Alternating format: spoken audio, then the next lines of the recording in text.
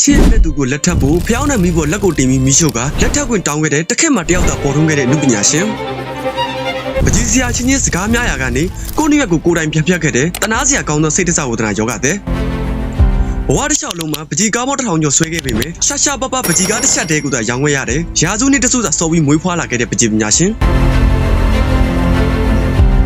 ဒီနေ့မှာတော့ဘဝတစ်လျှောက်လုံးစင်းရဲဆုပ်ပြတ်စွာနဲ့ဖြတ်သန်းရပြီးမိမိကိုယ်ကိုအဆုံးစီရင်ခဲ့တဲ့ကဘာကျော်အမှုပညာရှင်ကြောင့်ပြောပြမှာဖြစ်ပါတယ်။သူကတော့ပတ်စံရရင်စားတော့ဝယ်ဖို့တဲ့ပကြီးဆွဲဖို့ကလိုအပ်တဲ့ပစ္စည်းများကိုတမတ်တမောဝယ်ခဲ့သူကဘာကြီးကအတိမတ်မပြုတ်ဝယ်ဖေးချင်ထားခဲ့တဲ့ဘေးစင်ဘန်ကိုကြောင်းပွဲဖြစ်ပါတယ်။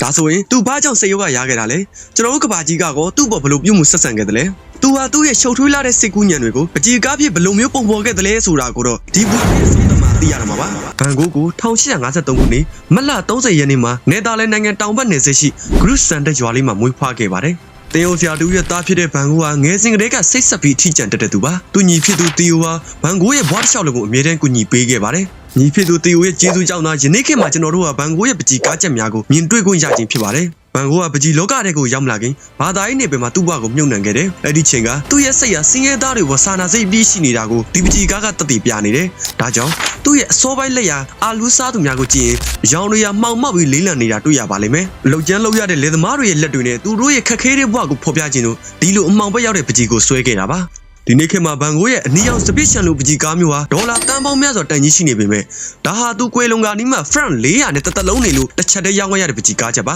ါသူဟာပကြီးဆွဲခြင်းကိုအလွန်ဝါသနာထုံသူဖြစ်ပြီးညီဖြစ်သူတီကိုပို့ပေးတဲ့ပတ်စံတွေကိုဆေးရောင်ဝယ်ဖို့ပဲသုံးခဲ့ပြီးသူ့ကိုယ်သူတို့အစာမစားပဲနေခဲ့ပါတယ်သူရဲ့ဒီလိုအနေစင်းရဲ့အစာစင်းရဲ့စွာနေခြင်းဟာလည်းသူ့စိတ်ရှင်တွေကိုပို့ဆိုးလာစေခဲ့တယ်ဘန်ကိုကပါရမီရှင်တဦးဖြစ်ပေမဲ့လည်းအတိခက်ကလူတွေကသူ့ရဲ့ပကြီးနုပညာကိုနားလည်နိုင်စွာမရှိခဲ့ကြပါဘူးကဘာကြီးကိုသူ့ရဲ့နုပညာတွေများစွာပေးခဲ့ပေမဲ့ကဘာကြီးကတော့သူ့ကိုအထီးကျန်စွာနဲ့ပြစ်ပယ်ထားခဲ့တယ်ဘန်ကိုရဲ့ချစ်ရသူ့ရဲ့ဘဝနဲ့ထပ်တူထပ်မြတ်ကန်ဆိုးလုံးနေတယ်သူချစ်ရတဲ့ဝမ်းခွဲညီမမိုးဆိုးမကိုလက်ထပ်ခွင့်တောင်းရမှာငင်းခင်ရလို့သူ့လက်ကိုဖျောင်းနှံမိတဲ့ထိုးရဲခဲ့တဲ့အထိသူဟာယူသွတ်ခဲ့တယ်နောက်ပိုင်းမှာသူဟာပြစ်ဒဏ်စာမျိုးသမီးတဦးနဲ့မိသားစုထူထောင်မှုစူးစမ်းခဲ့ပေမဲ့လည်းဒုက္ခတွေနဲ့ပဲအဆုံးသတ်ခဲ့ပါတယ်ဒီလိုတဲခွဲမှုတွေကသူ့ရဲ့စိတ်ယောဂါကိုပိုပြီးဆိုးရလာစေခဲ့တယ်ဒီဆိုးရလာတဲ့စိတ်ယောဂါကြောင့်သူဟာမျောလင်းချက်တဲ့ပြင်သစ်တောင်ပိုင်းကိုပြောင်းခဲ့ပြီးအဲ့ဒီမှာတော့သူ့စိတ်ရခဏတာလန်းဆန်းခဲ့တယ်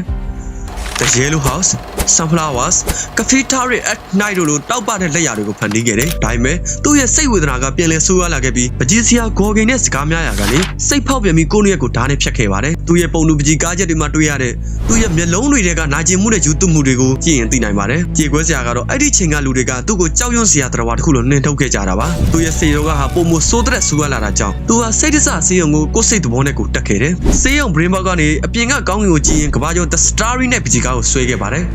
်ဝဲကဲထနေတဲ့ကောင်းကင်ဟာသူ့ရဲ့ကြောင်ကနန်းဖြစ်နေတဲ့စိတ်ရှင်တွေကိုပုံဖော်ပြတာနေတယ်။သူဟာစိတ်ကြမ်းမာရင်မကောင်းပေမဲ့အနုပညာကိုတော့သိလူမှုတက်ဖန်နေခဲ့ပါတယ်။ Iris နဲ့ Internet ဂိတ်တို့မှာသူ့ရဲ့အထီးကျန်မှုနဲ့ဘဝကိုလက်လျှော့ခြင်းနေတဲ့စိတ်ကိုမြင်နိုင်ပါတယ်။နောက်ဆုံးမှာတော့ဘန်ကိုကလောကကြီးကိုစိတ်နာပြီးသူ့ကိုယ်သူပဲအဆုံးစီရင်ကလွတ်မြောက်တဲ့လမ်းကိုပဲရွေးချယ်ခဲ့တယ်။ဘန်ကိုရဲ့နောက်ဆုံးလက်ရာတစ်ခုဖြစ်တဲ့ With Freeway Crown မှာတော့ကောင်းကင်ဟာမှောင်မဲနေပြီးကြီးကန်းတွေဟာတေခြင်းတရားကိုခေါ်ဆောင်လာတဲ့လိုမျိုးခံစားရစေပါတယ်။ဒီပကြီးကားကိုဆွဲပြီးမကြခင်မှာပဲသူဟာသူ့ရင်မကိုတနက်နဲ့ပြစ်ပြီးအဆုံးစီရင်ခဲ့တယ်။သူကွယ်လွန်ခြင်းမှာနောက်ဆုံးပြောခဲ့တဲ့စကားကတော့ဝမ်းနေမှုတွေကထာဝရတည်ရှိနေလိမ့်မယ်ဆိုတဲ့နှုတ်ဆက်စကားပဲဖြစ်ပါတယ်။သူကွယ်လွန်ပြီး6လကြာမှညီဖြစ်သူတီကိုလည်းလိုက်ပါကွယ်လွန်သွားခဲ့ပြီး1914ခုနှစ်မှာတော့တီယိုရဲ့ဇနီးကသူတို့ညီကိုနှုတ်ကိုဘေးချင်းရှင်ပြီးပြန်လဲတကြိုပေးခဲ့ပါတယ်။ယနေ့ခေတ်မှာတော့ဘန်ကိုကသူ့ကိုနားမလည်ခဲ့တဲ့ညင်မမီတဲ့သူတွေရဲ့ကဘာမှာအကြော်ကြားဆုံးအမှုပညာရှင်ကြီးတူဖြစ်နေပါပြီ။ဘန်ကိုရဲ့ဘွားကနေရလိုက်တဲ့သင်ခန်းစာကတော့ကျွန်တော်တို့ကတခြားသူတွေဘယ်လိုပဲမြင်နေပါစေ။ကိုချစ်တဲ့ຢာကိုရဲ့အိမ်မက်တွေကိုတော့ဆက်လက်ပုံဖော်နိုင်စွမ်းရှိရပါမယ်။ဒီဗီဒီယိုကိုကြည့်နေတဲ့သူတွေများထဲမှာကိုလုံနေတဲ့ຢာကိုစိတ်ပြတ်နေပြီလား။ဒါဆိုရင်တော့ဘန်ကိုသတိရလိုက်ပါ။မင်္ဂလာပါကျွန်တော်တော့စီကာကွက်စကာကြော်တော့မှအခုလိုမျိုးဘူးတူရရပါရစတိတ်ခွန်ကဖြစ်ဝဲအကြောင်းအရာတွေကိုအမြဲတမ်းတင်ဆက်ပေးနေတာမို့လို့နောက်ထပ်လက်မလို့ချင် follow ထားခဲ့ဖို့မမေ့နဲ့ဘူးเนาะ